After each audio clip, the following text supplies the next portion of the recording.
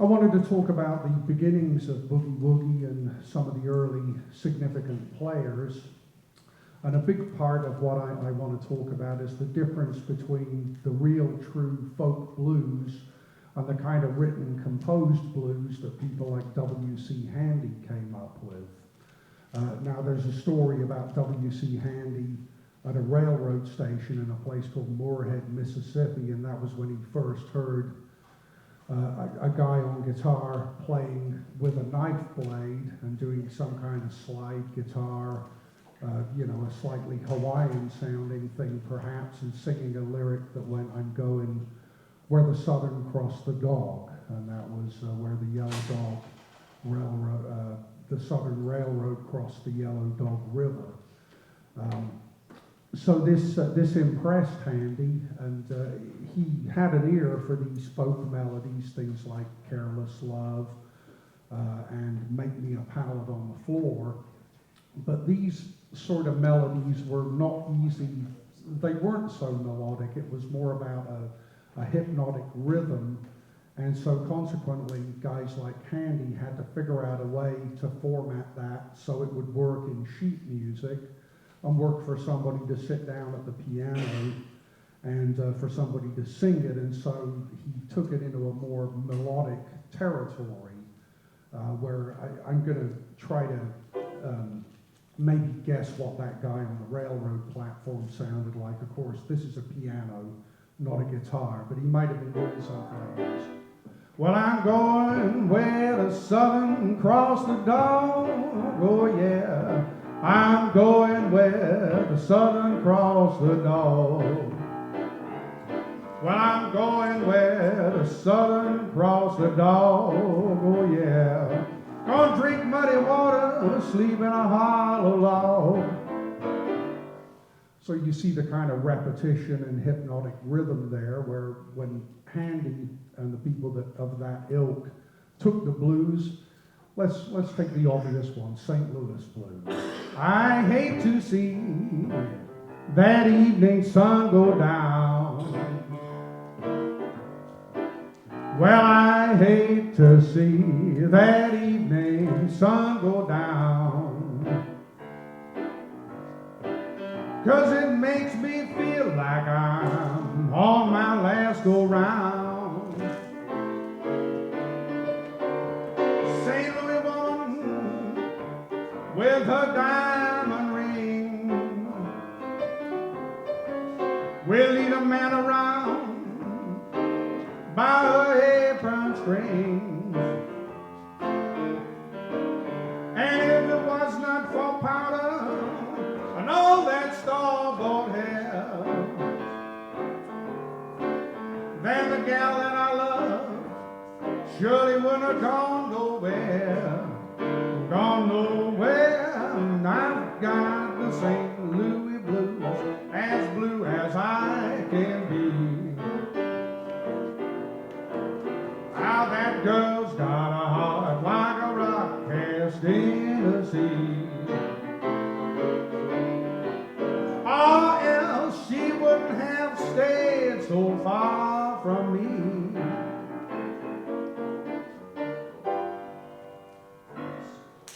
Thank you.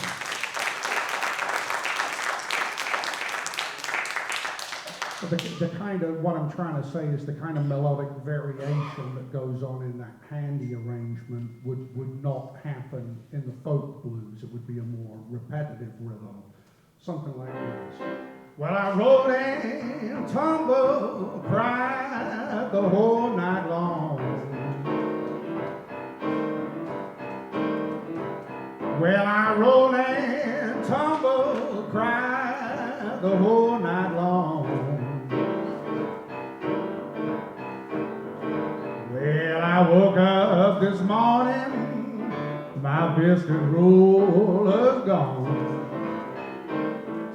So you see, it's a more of a repeated melody, and the rhythm is intended to be hypnotic. That's okay, you don't have to clap. I'm just doing little snippets here. So I am going to come back to this concept that I was just talking about, but actually one of the questions that Bill brought up is why was the true blues not recorded earlier?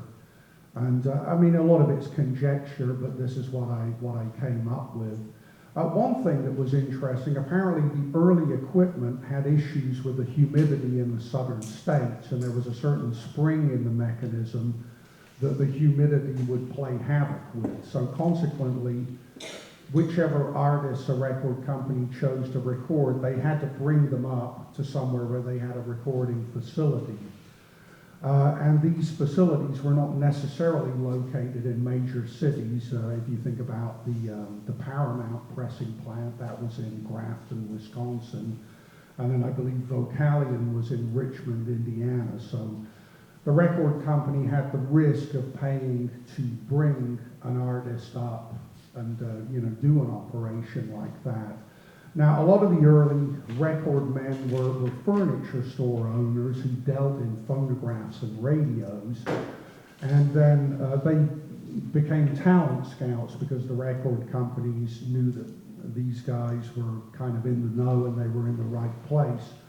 So often these talent scouts would put together a package of different blues artists. I mean, this is once it was actually happening, and send them up north. And so really the record companies, in a sense, were buying a pig in a poke, and they didn't know that these guys were going to actually sell records. And so in some cases they felt burned. So it wasn't until blues really became a going concern and they saw that there were potential record sales that true blues artists were recorded. Of course, there are early recordings of W.C. Handy tunes played by groups and artists that are not really true blues, but that's not the same thing we're talking about.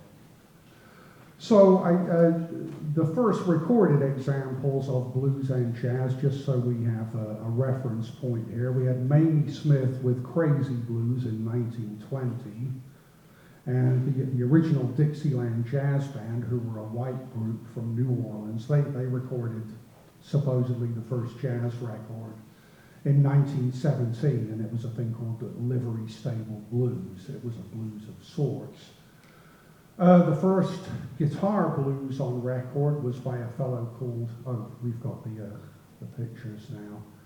So let me just finish what I was saying there. A fellow called Sylvester Weaver and a singer called Sarah Martin recorded a thing called Longing for Daddy Blues in 1923.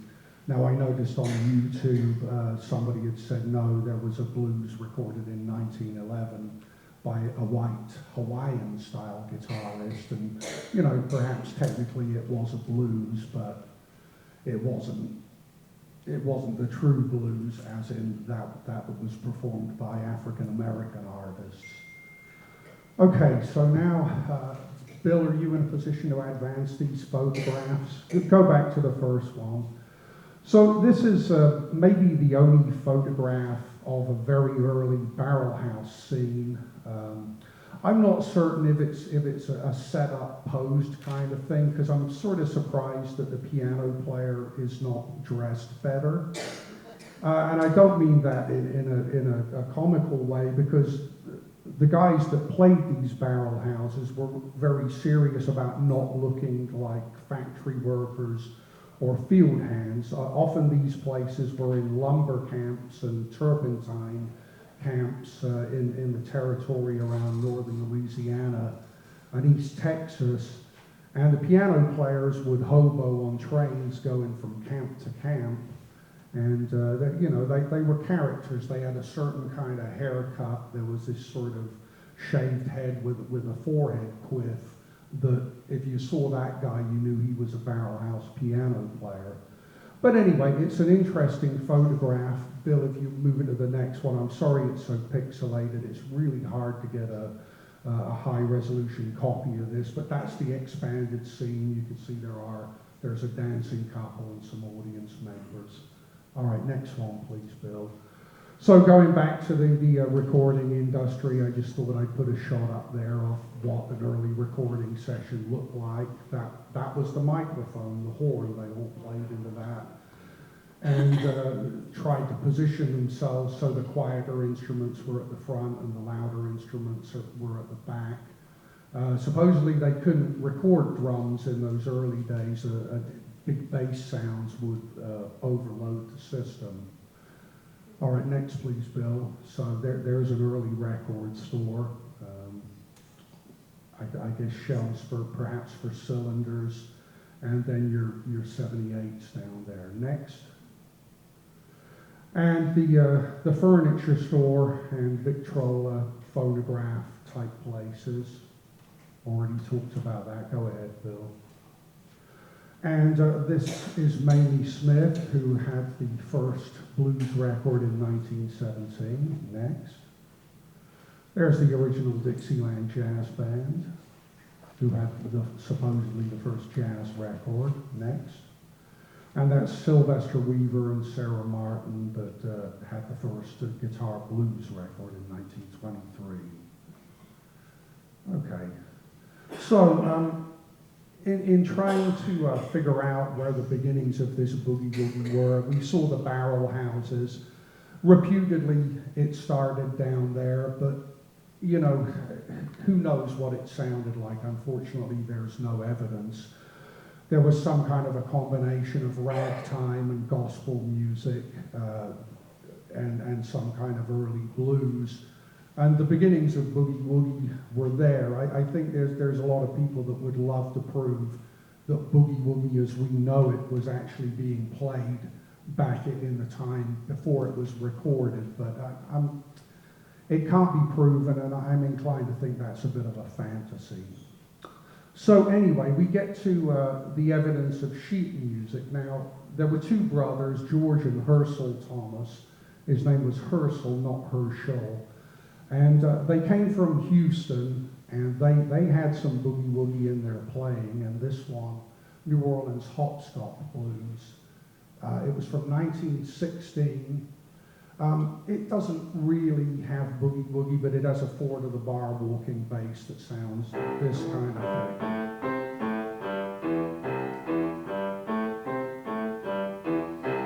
Which is a melodic line that is quite common in boogie woogie, and later on you'd hear this.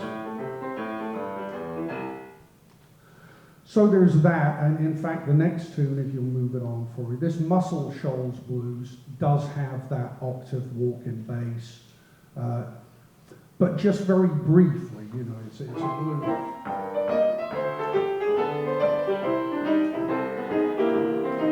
And then all of a sudden, I'm back into the rag bass.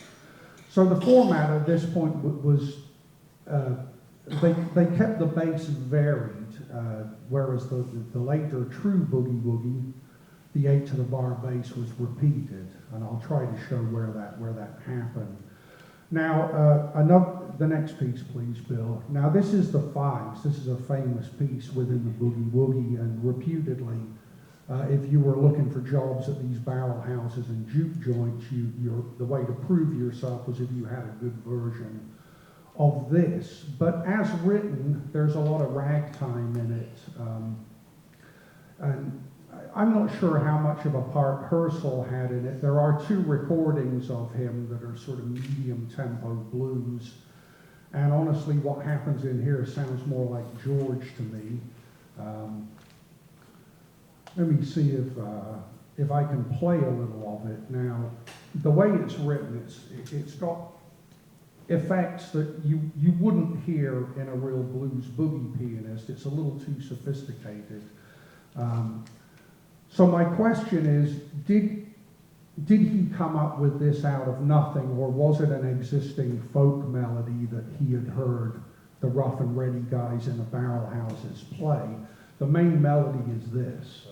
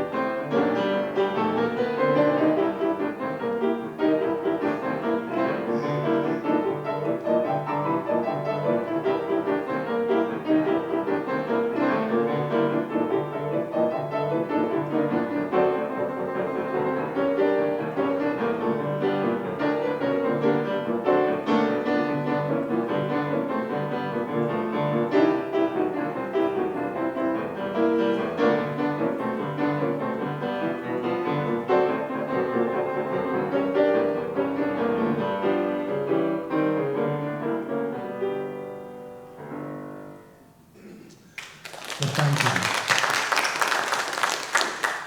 So that's the way I play it, you know, probably most similar to the version by Cripple Clarence Lofton, but the written version has things like this in it.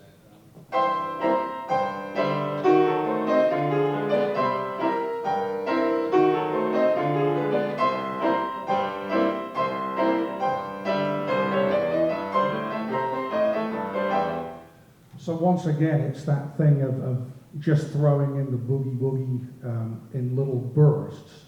And that was the format of the piano blues that you heard in the early to mid-20s.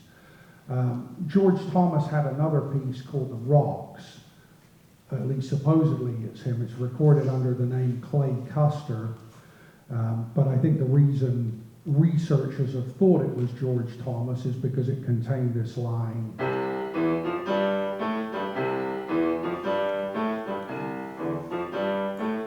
Which Albert Ammons played later as and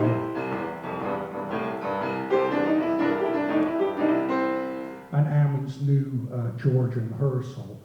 Herschel, they started out in Houston and then went down to New Orleans and had a publishing company and wrote songs like this. But at some point, Herschel ended up in Chicago, and as a teenager, he was apparently the king of the blues piano players up there, and had a gang of people that would follow him around, fans and such. And he was an influence on Albert Ammons, but his recordings don't really, they're not boogie woogie, they're a kind of blues.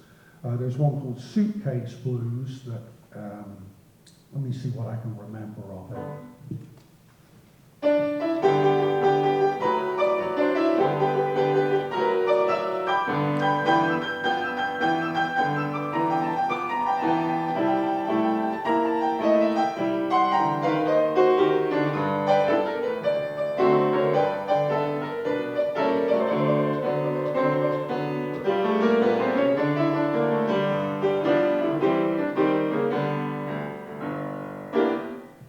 Now, when Albert Ammons got around to recording his version of it, his flat bass, 4 to the bar, had become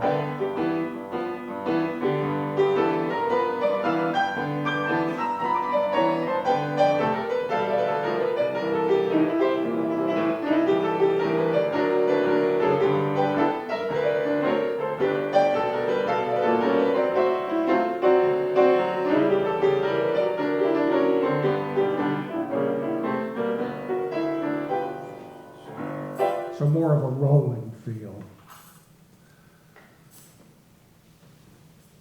Another tune worth mentioning by George Thomas was a thing called Fast Stuff Blues, which he recorded in about 1925, I think. And on that one, it's mostly a raggy feel. I keep sharp and clean all the time. I'll sing a little bit. I keep sharp and clean all the time. I can make any woman make her change her mind. But then all of a sudden in the middle he goes.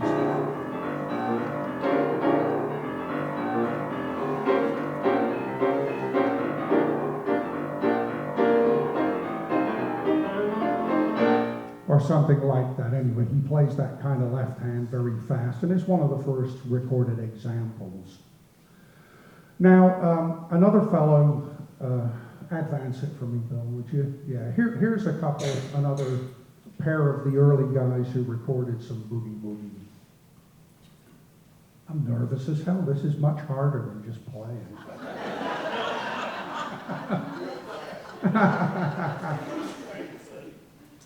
Well, the gentleman on the left is Lemuel Fowler, and as you can see, the fellow on the right, I think that's the only photograph of him, obviously taken from a small piece in a newspaper, or perhaps a publicity book for one of the record labels, Jimmy Blythe. And so Blythe recorded a piece called Chicago Stomps, and this is, I think, all the way back in 1922 or 23. Apparently I didn't write that down here, I should have. And it appears in different forms, often with the title Walking Blues. And I'll play a little bit of it so you get the idea of the melody.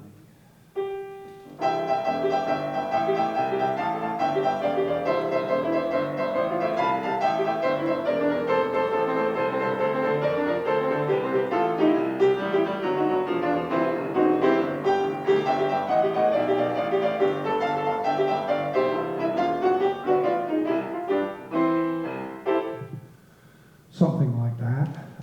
So that's 1923, and probably the first example of a piece that just carries the boogie woogie all the way through. He doesn't, I'm pretty sure he doesn't break into any rag bass at all in that one. So that was a milestone. But that being said, I wouldn't class Jimmy Blythe as a folk blues pianist. He was capable of playing some pretty fancy stuff, and again, I think like with Handy, it was a case of he was taking things that he heard from those primitive players and then expanding on it and making his own version. So this piece, Walking Blues, is kind of interesting. In 1927, a white guy called Axel Christensen recorded it. Advance, please, Bill, I think. Yeah, that's Christensen on the right. And those of you that are into sheet music are probably familiar with his syncophonic pieces. And indeed, in Symphonic Number 4 from 1927, there's a little burst that is very reminiscent of Pine Top's Boogie Woogie, which we'll get to in a minute, one of the most influential pieces. But anyhow, let's see. What else was I going to say about this? Yeah, Walking Blues, also recorded by a fellow called Raymond Barrow, a true blues pianist. Kind of a weird one. He keeps the sustain pedal down through a lot of it, so an unusual sound in the blues. And then one of my favorites, Speckled Red, recorded it as a thing called St. Louis Stomp, and also Wilkin Street Stomp, around 1929. Maybe I'll play a little of that for you.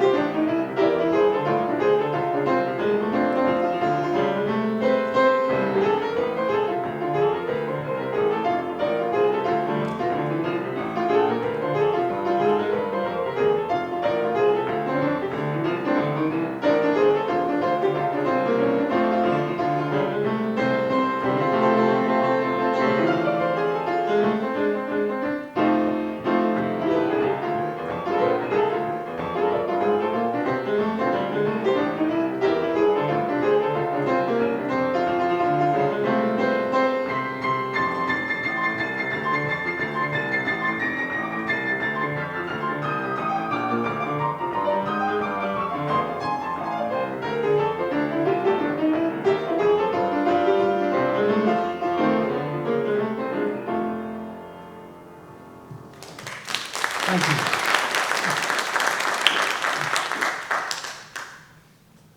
All right, the fellow on the left, another kind of an unusual character in that he was a white guy playing some pretty convincing blues early on. That's Seeger Ellis.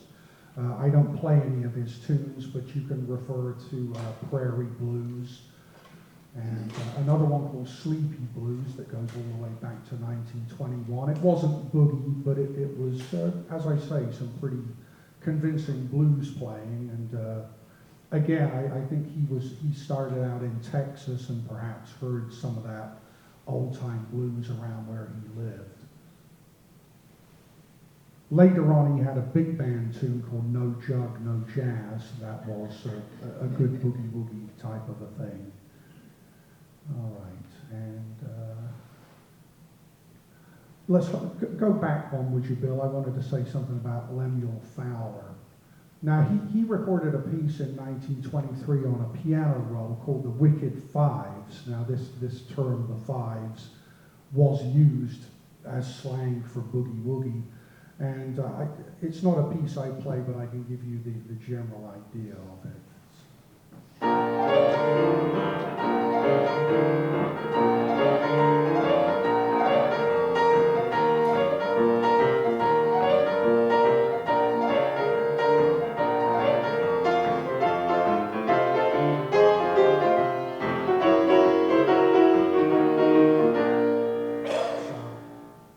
A little bit of boogie going on in there.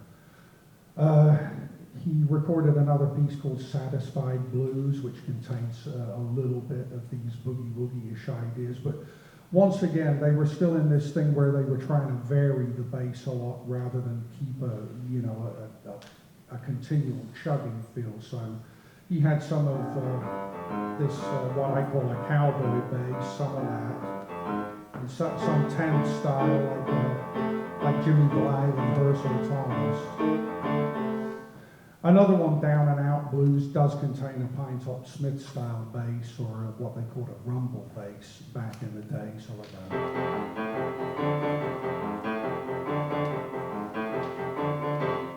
there you go. Okay. So, as repeating myself a little bit here, I'm getting ahead of my notes, but the format in this era and scene was to provide a variety of bass figures and rhythmic feels within one piece.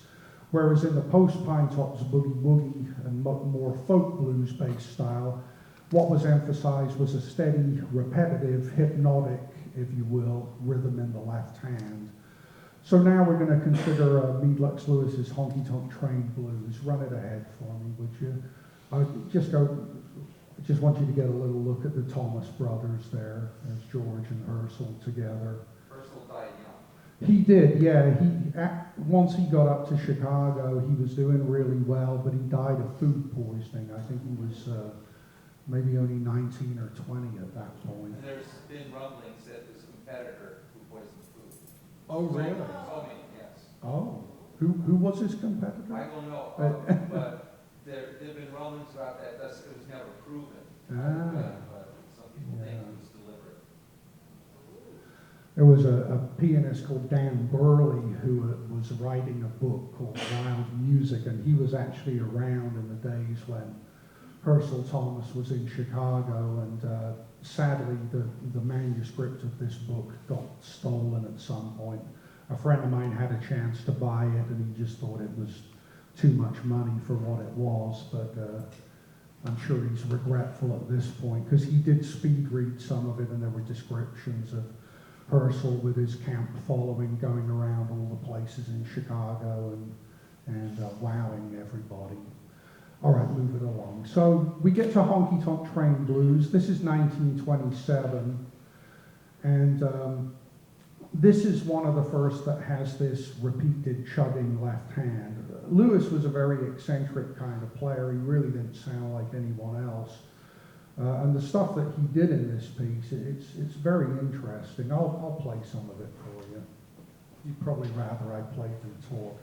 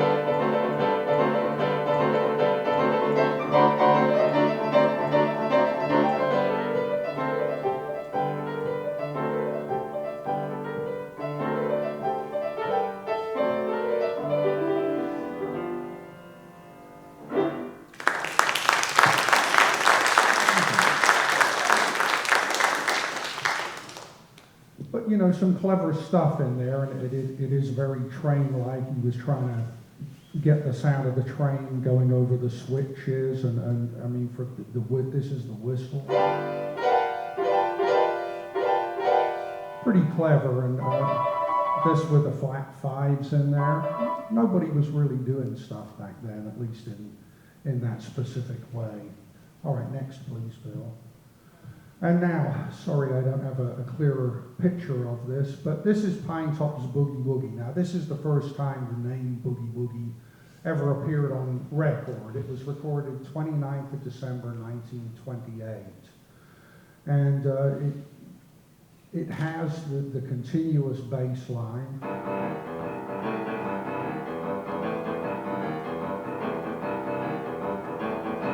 And the melodic line doing this.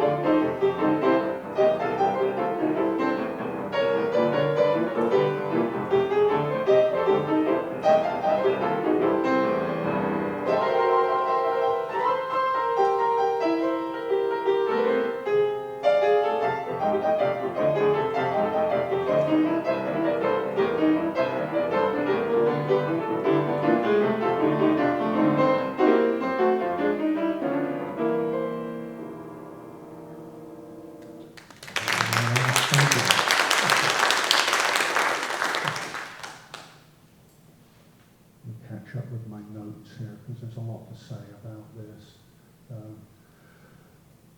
So with the caveat that there was actually a vocal with this, and he talked about the girl dancing in the corner, and okay, stop now, boogie woogie. The format of having this kind of break became a big thing in boogie woogie, and it must have been some kind of a hit. I don't know if there were sales figures for it, but immediately people started copying this. Roosevelt Sykes, another blues pianist, recorded it, I mean, literally 6 months after this was out. He had a version that he called Boot That Thing. I mean, they were not always good about giving credit to the original authors. But I think with the, I've talked a lot about the folk blues being taken by the composers, but I think once Pine Top's Boogie Woogie had happened, it started moving both ways, and even to the point where a few years after this, Tommy Dorsey recorded a big band arrangement of it, just called Boogie Woogie, or some people call it Tommy Dorsey's Boogie Woogie. But after that came out, even in the blues pianist, you hear little snippets of Pine Top's Boogie Woogie via the Tommy Dorsey arrangement. For instance, Little Brother Montgomery, he had a version of Pine Top's Boogie Woogie, and plays this Tommy Dorsey stop break that goes something like.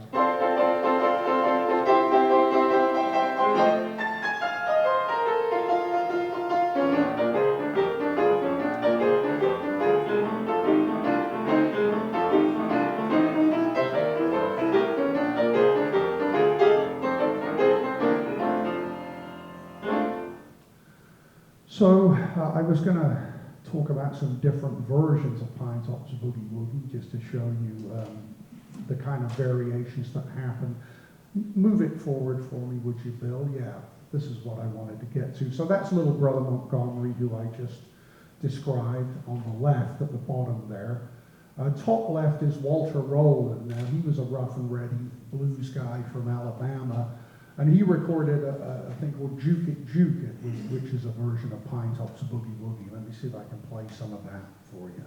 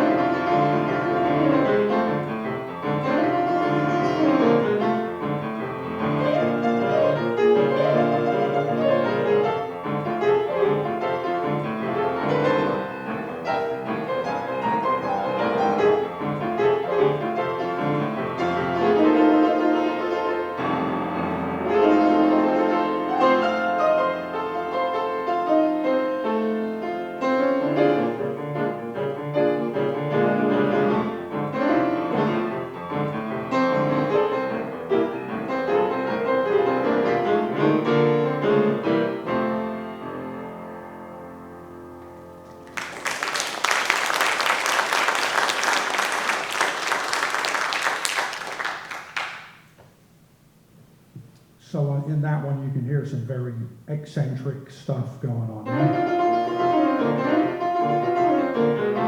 And then he didn't play a tremolo like anyone else. He just had a quick repeat.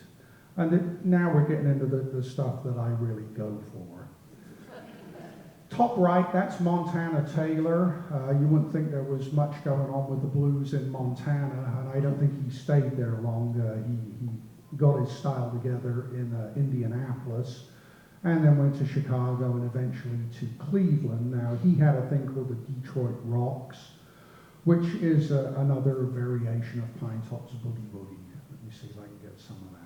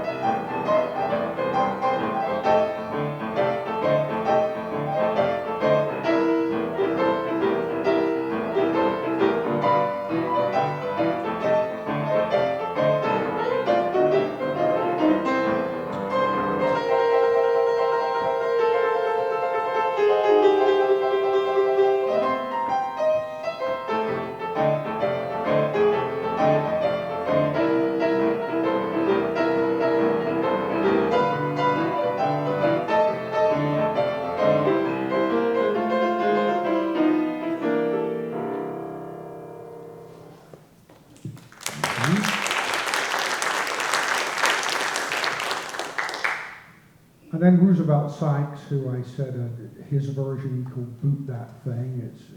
He also does the vocal and the talking, the stop, move that thing, shake your wicked knees. At some point he might have said squat and bust your britches too. It's kind of a wild version.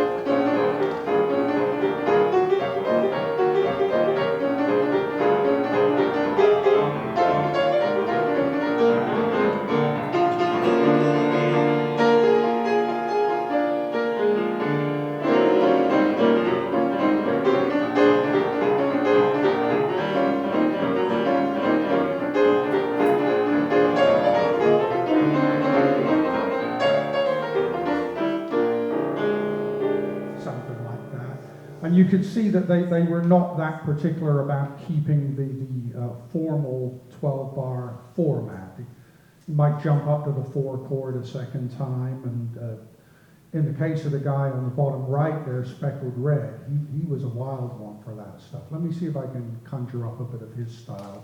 The Wilkin Street stomp that I played a while back was his, but Pine Tops, he did something like this.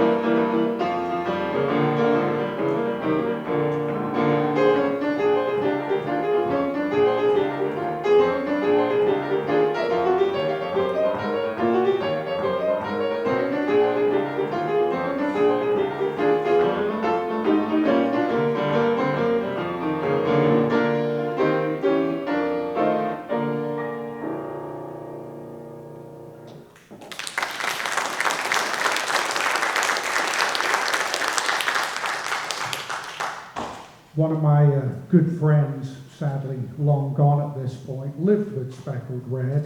They had him out in Ventura, California, of all places, believe it or not. And apparently one of his routines was that they had a piano in the garage and they would open the door and all the school kids would gather around and he would sing vulgar songs.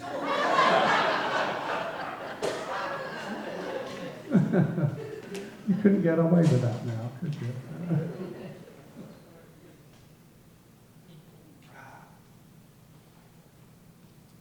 Another one of my favorites that was active in this phase when Boogie Woogie was coming together, that's Cow Cow Davenport.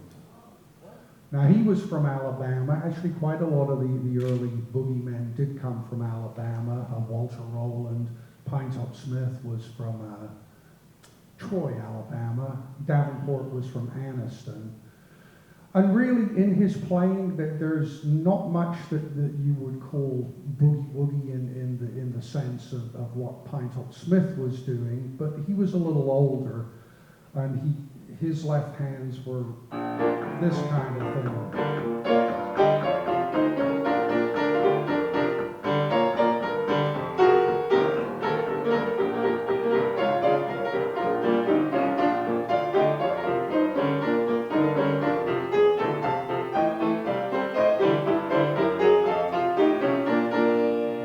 Falling back into the Speckled Red here.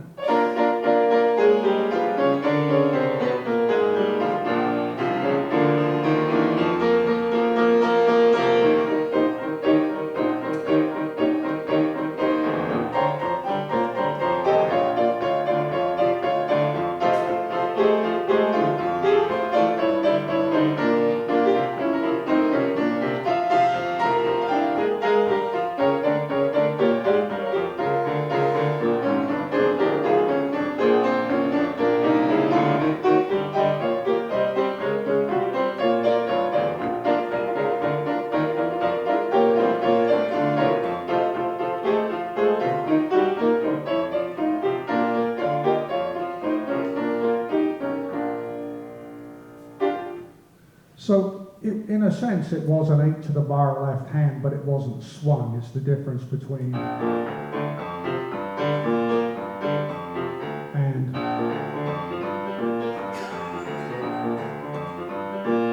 which is more what we think of when we think of boogie woogie. I should check the time. I have no idea where I'm at. Okay, 10 minutes to go. All right, let me, should I say some more about Davenport? Later on, when he was not doing so well, he had a business card made up that said the inventor of boogie woogie. So he obviously did identify with that style. And he never stopped trying, even in his declining years in Cleveland. He had a record machine and he would cut discs of songs that he'd written, and he was still looking, thinking that he might be able to get a hit somehow. A shame that he ended up that way, but I don't know, I remember him fondly and often. All right, move it along, Bill. Now, this is Cripple Clarence Lofton. He was thought of as one of the originators of boogie woogie. It's unfortunate a definitive birth date is not known. There's one that says 1897 and one that says there's one that says 1887 and then one that says 1897. And after talking to the researchers that I know, it's more likely that it was 1897. But somewhere early on, he had developed this rough and ready style of boogie woogie, and he did some really good stuff. He had a great version of the fives, and my version of it is probably based pretty closely on his. I'll play a little more of that.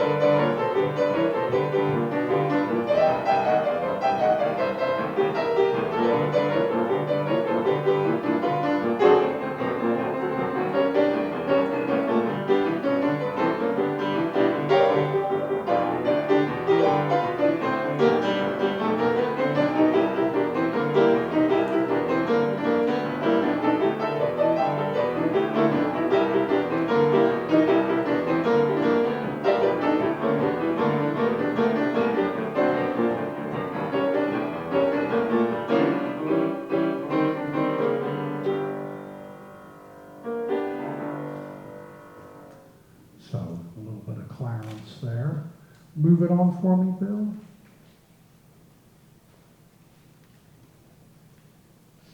The reason I put this little collage together was these are four of the oldest guys in this genre. So we got, as I said, Lofton was probably 1897.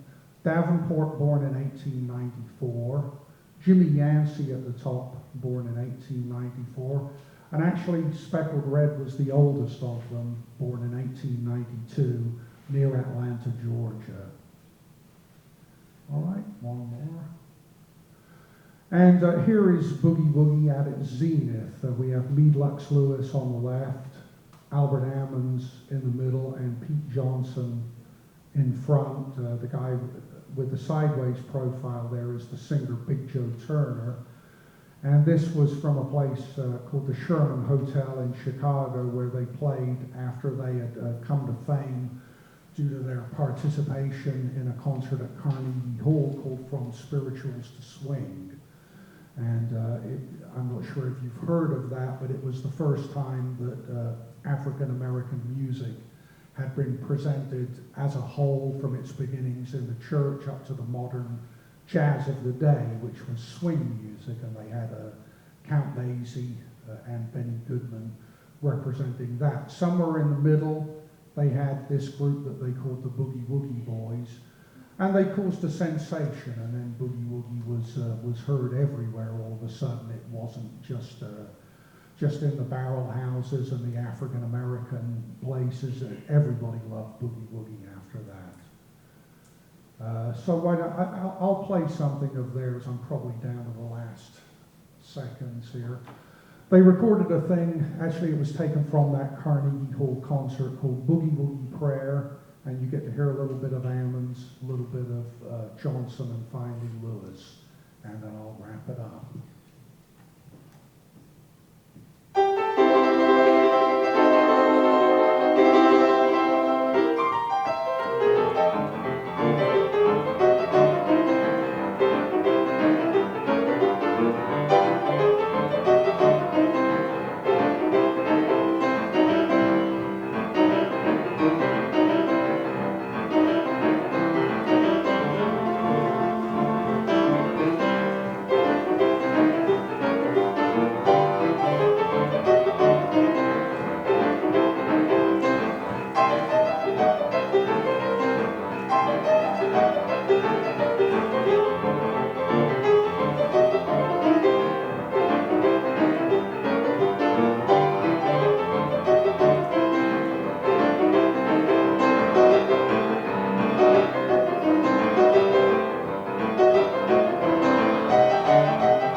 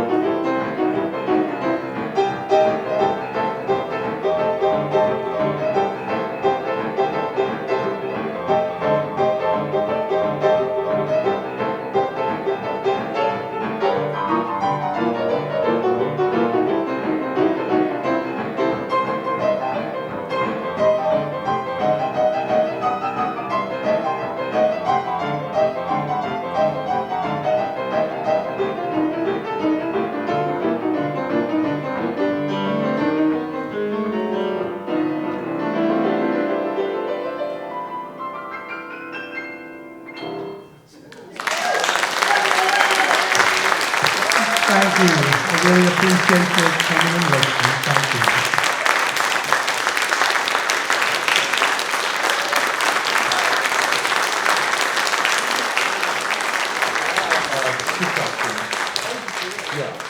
the historian and he does that. Two pieces. One of them, if you can call it, Pineapple Rag in the D section has the unbroken bass pattern. Right, right. It's the first time I've found it. Okay, yeah, you know better than me. Oh, well, no, you want to speak, well, the other I don't one, know what to say about it. Weary Blues, Artie Matthews, 1915, does have that boogie bass in it, but Right. without the seven. Right, yeah. You have anything on that? Or?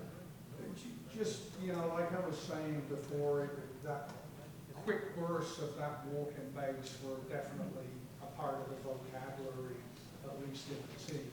Yes. And perhaps before that. And Trilby Rag has that famous pattern, da da da da da da da da, that cowbell. Right. Also 1915. So it was there. It just needed to be cultivated. That's right. Question here. Can you say a little bit more about what you meant by rough and ready and how that might contrast with some other styles? Well, yeah, I'll try. Am I okay on time? Am I stopping? Give me another minute, sure. Yeah.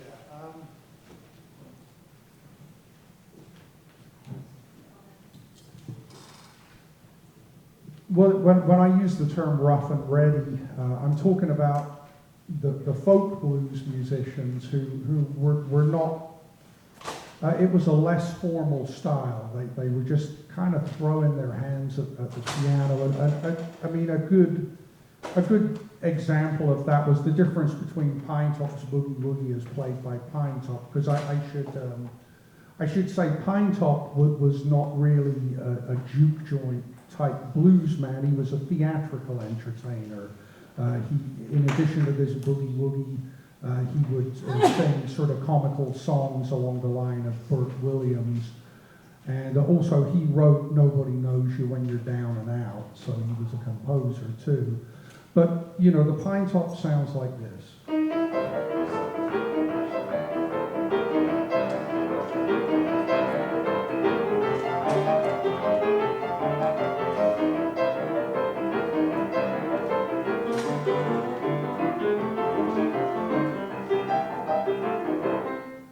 So, in a sense, there's some formality to it. It's nicely played. It's clean. Where the Walter Rowland I played, the Juke It, his version, it's just a lot rougher and wild,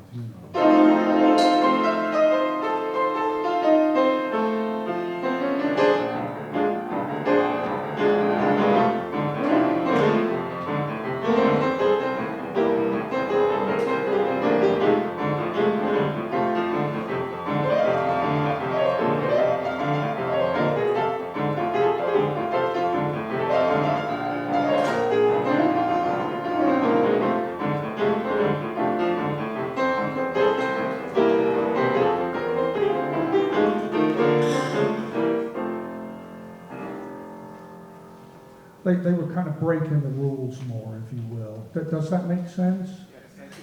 Cool. Frederick, yeah. Carl, did the innovators of Boogie Woogie, like Albert Ammons, did they welcome the commercialization of Boogie Woogie in the 40s by people like Mary Lou Williams and the Andrews Sisters? That's a good question. I mean, they were looking to be as popular as they could and make a living. I think if they took any exception with that, it would be only the fact that maybe they didn't get more success or bigger success out of it. I don't know that they had objections to the sort of watered down, more teenage form of it. I know what you mean, the Boogie Woogie Bugle Boy and things like that, which personally I like a lot. But yeah. I'm gonna have to call it. Gotcha. You've been very analytical and you've really demonstrated the technical differences between these guys.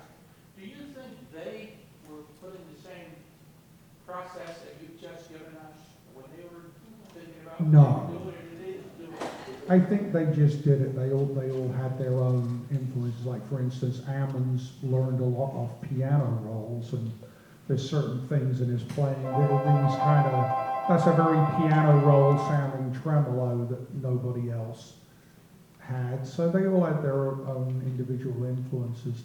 I actually wanted to talk more about the guys that had directly influenced Ammons and Lewis, but I'm out of time. Next time I'll go into that. Thank you.